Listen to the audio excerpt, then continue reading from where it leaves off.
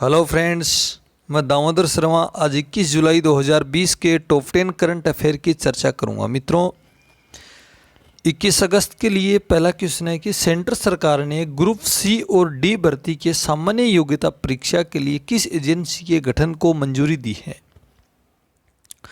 ध्यान देना मित्रों, बड़ा अच्छा क्वेश्चन है। नेशनल रिक्रूटमेंट एजेंसी की मंजूरी दी है, इसका गठन किया जाएगा। अब आपके दिमाग में चल रहा होगा ये क्या नेशनल रिक्रूटमेंट एजेंसी बच्चों के विद्यार्थियों के फायदे के लिए कैसे काम करेगी। समझना बात को। प्रधानमंत्री नरेंद्र मोदी ने एनआरए गठन करने की मंजूरी दी है। एनआरए क्या कराएगा? नेशनल रिक्रूटमेंट एजेंसी क्या कराएगा? एसएससी, आईबीपीएस, आरआरबी, वित्त मंत्रालय, वित्तीय सेवा विभाग के लिए जो सामान्य योग्यता परीक्षा है, जो सीईटी बोलते हैं, वो लेगा। और एसएससी, आईबीपीएस, आरआरबी जो पहले चरण का एग्जाम लेती थी, उसका जो मकसद होता था आवेदकों की संख्या को कम करना होता था। अब जो वह एग्जाम है ना, वो एनआरए लेगी मित्रों। एक तो एसएससी को शामिल किया, अभी तो आईबीपीएस को शामिल किया, आरआरबी को, इनको शामिल किया है। इसके बाद जो मुख्य परीक्षा होगी वो खुद विभाग लेगा। जैसे एसएससी की मुख्य परीक्षा वो लेगा, आईबीपीएस लेगा और आरआरबी लेगा। मतलब पहली परीक्षा आपको इस रिक्रूटमेंट एजेंसी के द्वारा देनी होगी, उसके बाद दूसरी परीक्षा होगी। अच्छा, फायदा क्या होगा? फायदा ये होगा कि केंद्र सरकार की भर्ती के लिए अभी तक 20 रिक्रूटमेंट एजेंसियां हैं और अब इन सब के लिए एक ही कॉमन एलिजिबिलिटी टेस्ट होगा और साल में 2 बार एग्जाम होगा। कितनी बार एग्जाम होगा? 2 बार एग्जाम होगा। कोई भी विद्यार्थी जितनी बार एग्जाम दे सकता है, आराम से दे सकता है और कोई लिमिट नहीं होगी इसके लिए। लिमिट नहीं होगी।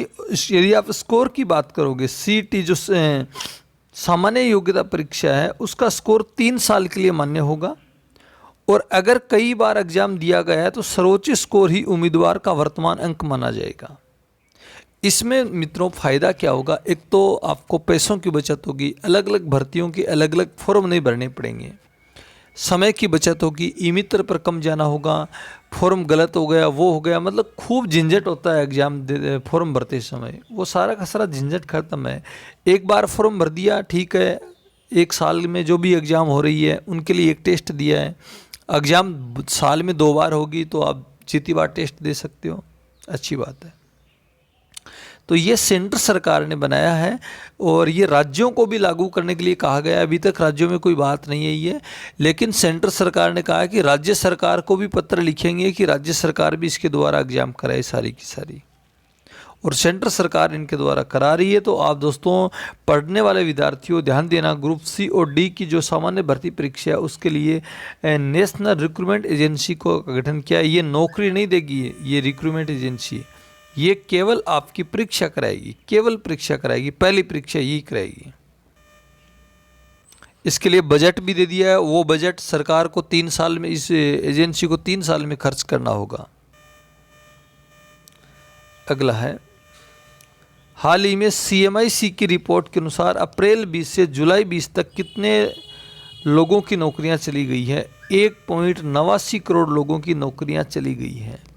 जब से कोविड-19 आया, कोविड-19 के कारण दुनिया में लॉकडाउन लगा, उस लगने के कारण 1.89 करोड़ लोगों की नौकरियां चली गई है।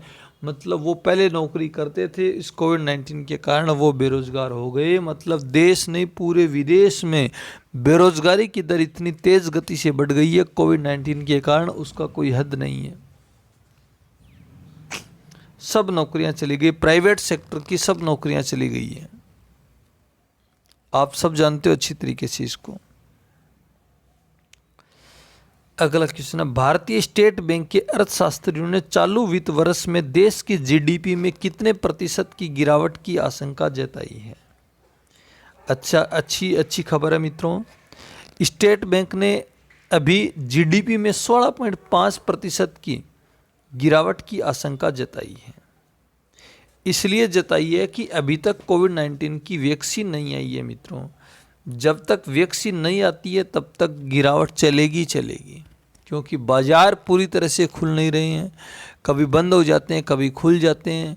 और कई विभाग ऐसे भी हैं अभी तक वो ओपन नहीं हुए हैं, जैसे स्कूलिंग है, टूरिस्ट है, कई ऐसे विभाग हैं जो अभी तक बंद ही हैं, मार्च के बंद ही हैं अभी तक।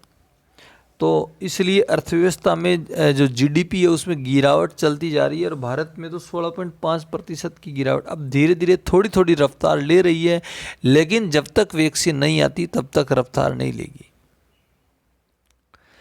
इससे पहले बात की थी, स्टेट बैंक ने बताया था जो चालू वित्त वर्ष था उसकी जो पहली तिमाही थी उसमें जीडीपी में 20% की अधिक, 20 से भी अधिक की गिरावट की आशंका जताई थी। अब तो 16.5 की है, लेकिन जो एसबीआई की रिपोर्ट आई थी इससे पहले पहली तिमाही गई थी उसमें 20% से भी अधिक की गिरावट दर्ज की थी। एसबीआई की बात करोगे मित्रों, एसबीआई के चेयरमैन रजनीश कुमार हैं। याद रखना एसबीआई के चेयरमैन कौन है, रजनीश कुमार चेयरमैन है। एसबीआई का मुख्यालय मुंबई में, इसका मुख्यालय है एसबीआई का। तो आप याद रखना, इंपॉर्टेंट क्वेश्चन है। अगला क्वेश्चन है, चुनाव आयुक्त अशोक लवासा ने 18 अगस्त 2020 को अपने पद से इस्तीफा दे दिया। अब उन्हें किस अंतर्राष्ट्रीय बैंक में उपाध्यक्ष की जिम्मेदारी दी गई है?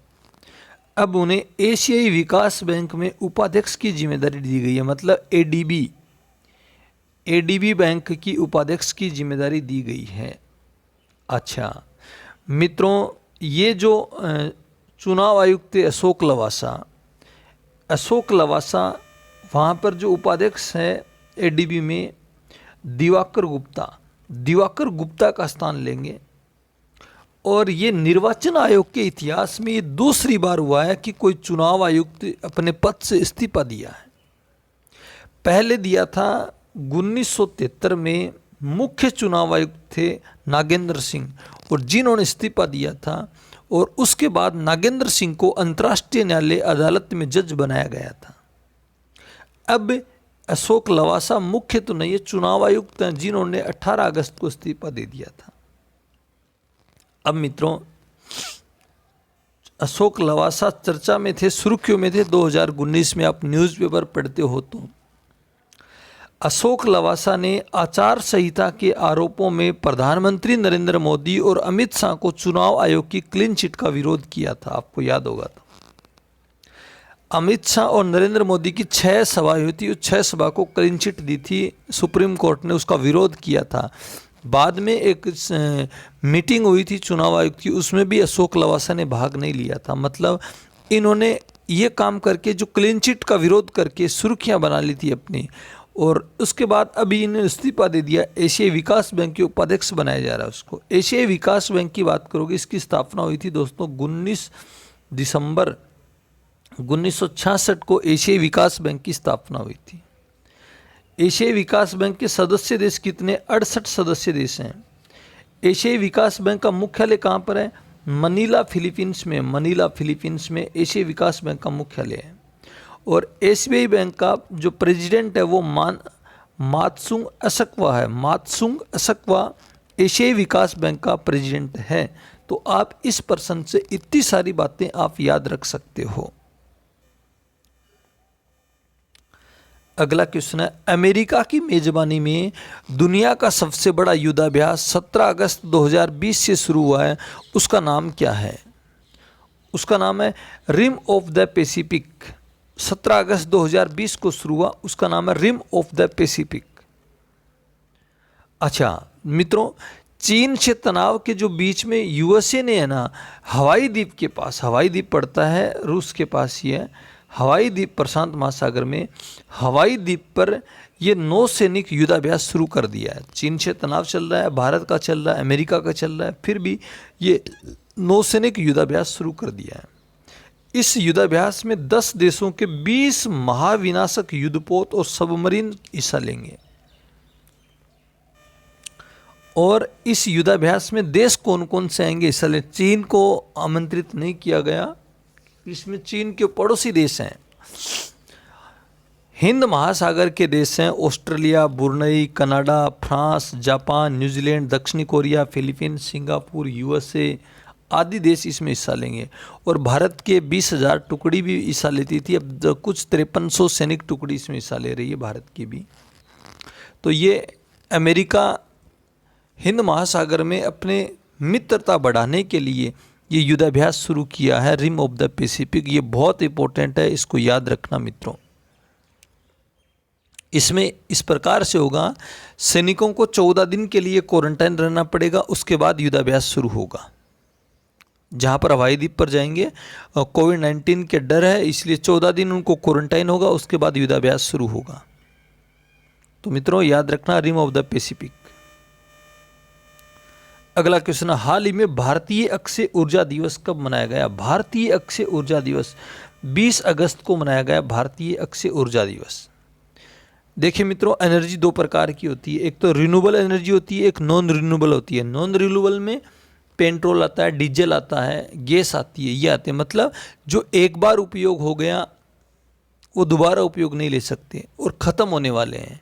और रिन्यूएबल एनर्जी वो होती है जैसे सौर ऊर्जा है, पवन ऊर्जा है, बायोगैस है, बायोमास है, ये ख़त्म नहीं होने वाली है और बार बार उपयोग हो सकता है इनका।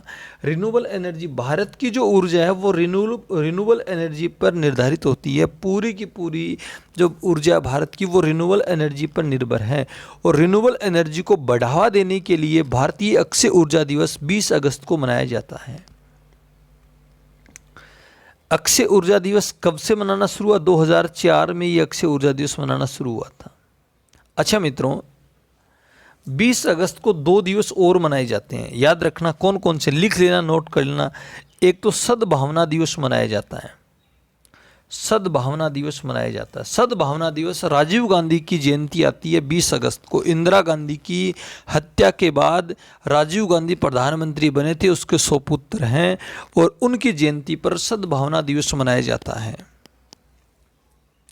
एक दिवस आता है 20 अगस्त को ही, विश्व मच्छर दिवस 20 अगस्त को ही आता है। क्यों आता है विश्व मच्छर दिवस? क्योंकि रोनाल्डो रोस का आपने नाम सुना होगा। रोनाल्डो रोस ने मलेरिया की खोज की थी कि मलेरिया मादा मच्छर के काटने से होता है, 20 अगस्त को की थी, इसलिए उसकी याद में 20 अगस्त को विश्व मच्छर दिवस मनाया जाता है। तो आप इतनी सारी बातें मित्रों याद रखना इस क्वेश्चन से। हाल ही में 2 लाख करोड़ डॉलर का बाजार पूंजीकरण हासिल करने वाली दुनिया की दूसरी कंपनी कौन बनी है? बहुत अच्छा क्वेश्चन है मित्रों, ये एप्पल बनी है। एप्पल अभी दूसरी बनी है, तो पहली कौन सी है? पहली है Saudi Aramco. Saudi Aramco 2 lakh crore dollar का बाजार पूंजीकरण हासिल करने वाली पहली कंपनी है और एप्पल दूसरी कंपनी है, याद रखना। एप्पल के सीईओ कौन है? वर्तमान में एप्पल के सीईओ टिम कुक हैं। टिम कुक एप्पल के वर्तमान में सीईओ हैं। तो याद रखना, ये अर्थशास्त्री अर्थव्यवस्था के बारे में इंपॉर्टेंट क्वेश्चन है, आप इनको भी याद किया करो मित्रों। अगला, हाल ही में पोस्ट कोविड-19 फॉलोअप क्लिनिक कहाँ शुरू किया गया है? पोस्ट कोविड-19 फॉलोअप क्लिनिक तमिलनाडु में शुरू किया गया है दोस्तों। क्या है ये? ये वो है कि जब कोविड-19 से संक्रमित हो गया कोई व्यक्ति, बाद में ठीक हो गया, उसके बाद उस पर निगरानी की जा रही है कि उससे दूसरी बीमारी से वो परेशान ना हो जाए।